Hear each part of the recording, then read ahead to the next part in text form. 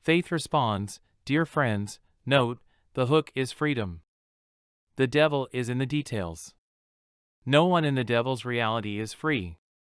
It is not possible to be free were it even desirable. Freedom is a hook for the egotistical, the selfish and narcissistic. There is no virtue in freedom and no honor in avoiding commitments. Freedom is for cowards and those unable to keep a promise.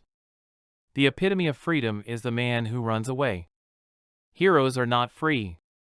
The winners of a Congressional Medal of Honor or a Victoria Cross were not free. Such men as these are trapped in a code of honor and a commitment to a calling higher than that which motivates lesser men. Men such as us cannot comprehend that which calls the hero to move forward. This is not duty. This is a love so pure it is beyond the scope of most people's understanding. We lesser men can but honor those who live out their faith. The vast majority of us give up hours and dollars and parts of our conscious mind to pursue what we have faith in. Other men give up their souls for what they believe in. What do men of faith care about freedom? The clarion call of freedom is by them ignored. They choose not to be free because they have faith. The devil promises freedom because freedom is a blindless man and an endless horizon. If we are free, there is no need or desire for faith. We can be free even of humanity. But what is emptier of hope than the free man? Without faith there is no hope. Liberals yearn to be free, but free of what? What is there to be free of, but everything that has value and meaning? What does it mean to be free of the cares and woes of family life? Such cares are a bed of down and sheets of silk for men abandoned in the outposts of war. There is freedom in the desert and freedom on the ocean. There is freedom in brigandage and in piracy and even in lunacy. But who wants such a freedom? Yet the devil promises freedom and man responds. But what is a life that does not demand faith? If I am free, what of ye who must then serve me? How are you free? And if you are free, who pays your bills and washes your socks and wipes your ass, for even the free defecate and sometimes in their shorts? Freedom is never far from the flesh, and in this meat machine we all are trapped. We cannot be free of food, nor water, nor some kind of home. But still, you want to be free, but for what? Perhaps to enslave me and those like me, who might have faith in something greater than the end of flesh. For in the end, we all must die. But if all are free, and free of faith, what have we but anarchy in that red in tooth and claw? I say we are not free, but does this mean we or our forebears signed a social contract? If I who wish to be free signed a contract, with who for what? To have your promise to protect me from you? Who erected the fence between us free people, and who is there to take it down? You stay in your yard, and I stay in mine is the most perfect kind of freedom we know. We are free, so long as our paths do not cross, or your vine does not cross over onto my stake. Yes, we are free up to where the territory of someone else begins. The ability to apportion freedom is the beauty of private property and national borders. It laid out is somewhat clumsily and erratically where my freedom ended and yours began. But globalism seems to guarantee a higher kind of freedom, a freedom where borders are no more, and the world now lays open to us all. But where is the freedom in that? What means freedom when I cannot even move from here to there, if I cannot walk nor yet pay someone to carry me?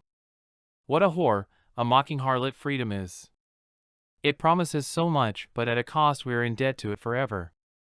Who then has captured freedom? Who has won the prize? Wise men rush to love, to escape freedom. The lonely are free, but no one is so enslaved as the lover. But yet, listen, a voice pleads the promise of freedom. Vote for me, says the politician, for freedom I promise if elected. The politician frees you by changing the world and makes this promise to all men. Your freedom, says Democrats, is held captive by greedy men. Equality is your inheritance, says the state. Your birthright is your human rights. These men of means who lord over you are no better than you, despite your lowly estate, and not so good in several cases. Why must you then do without, when so much is there that could lift you up from where you lie downcast? For limitations, say Democrats, are like water to the oil of much property. The wealthy have as many choices as they have servants. And you, for want of gold and linen and bespoke suits, sit in the larder and wait for the food to come back uneaten. Leftovers are yours and the share of dogs, but this is not your rightful inheritance. On the power of promises we gather to vote in the promiser.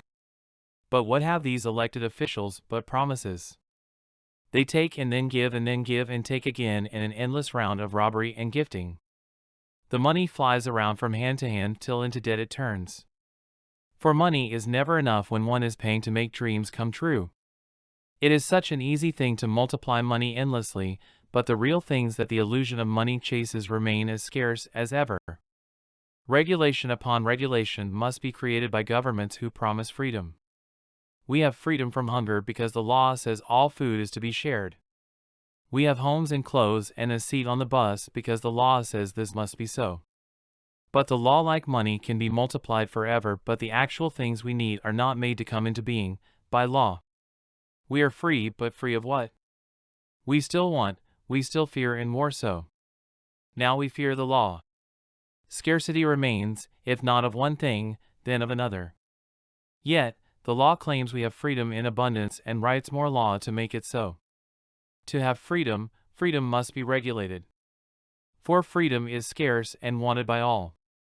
There is a competition for freedom that the rich and powerful win. The individual is not his own free person. Freedom belongs to all, it cannot be hoarded or accumulated or customized for the few. Freedom for all is freedom of the same kind, a kind of cookie-cutter freedom, easily regulated and allocated, and shared in equal portions to all and everyone.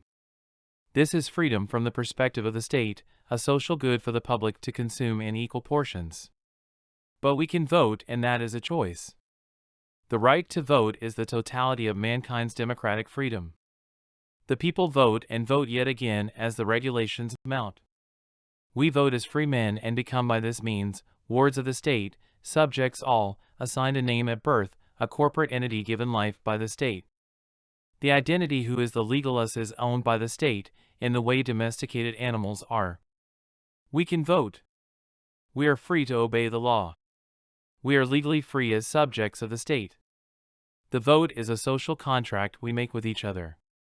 We vote to create a new entity that sublimates our individual identity into the identity of the state. We are the state, the electorate legally represented by the state. Our voice is the voice of the state, and the state speaks now, for all of us. Freedom is apportioned out like some fine elixir.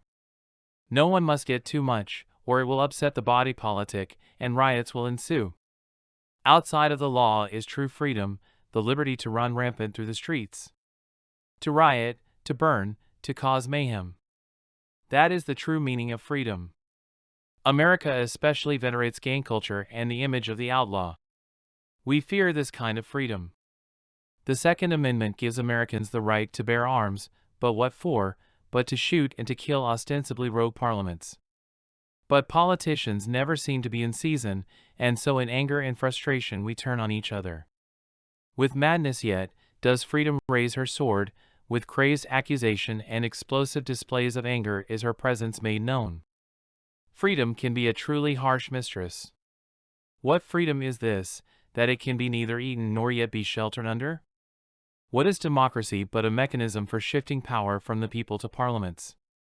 But how does a mortal being discern what the people would say had they lips of their own to speak with? Parliament is a broker. Governments take from the individual and gives to the people. Democracy turns social what was individual. Individual choices become social choices and individual wealth is socialized under the law. Private property is turned into public property. The individual citizen is transformed into a subject of the state. To resolve the contradictions of freedom requires subservience to the state. The individual cannot on his own supply himself with freedom. Indeed, freedom poses a risk to the average person. The social deviant is freer than the Christian, and so the life of a Christian is rejected by those espousing the way of freedom. Freedom itself becomes a social good supplied and regulated by the state, because like all other social goods, it is a scarce good with infinite demand. Man wants freedom from fear, but freedom is the source of fear. We fear the freedom of the other. the other represents a threat of loss to us. So, we sacrifice freedom to have freedom regulated. Liberals call this the social contract. The individual gives up part of his freedom to get protection from the mob. The freedom of the individual is transferred to the state so they can regulate the rogue elements who put the rest of us at risk. But democracy is itself a source of risk because we lose our sovereignty to the popular vote. Only faith can overcome the fear. Faith creates equality because those who trust meet people where they are. In faith we trust, and through faith create works of faith that build the church. To build faith we build trust. Trust is built through works of faith. Works of faith are always the work of a community done in and as an economy. Works of faith build trust. Trust is the organization created by the people of faith doing works of faith that build trust. Works of faith builds or culminates in a community of trust, or what the Bible calls a church. The community organized around and by faith builds trust. The trust is the organization that faith builds. Faith, applied as works of faith, builds an organization model called a trust. The operation of a trust erodes and negates fear because it eliminates others as a source of risk. Faith is not compatible with fear. But this is the mystery. If we fear, we cannot have faith, but if we have faith, we have no fear. However, if we fear, we learn to embrace law and the presence of the state to help combat fear, though these things carry their own risk. Only when we can make the leap of faith into trust do we have the capacity to live without fear, in faith, and do the works of faith that build trust.